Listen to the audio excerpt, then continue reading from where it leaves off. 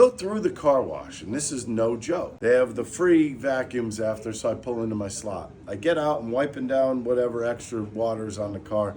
I look at the whole side of my car. There's a black streak going all the way across. What are you kidding me? I just got my car cleaned, and they're putting a black streak on my car. So I, just to be a nice guy, it did end up wiping off, so I wasn't like mad. But I go and tell one of the people, you know what he tells me? Oh yeah, we know that something's a little bit wrong. We're trying to get it fixed.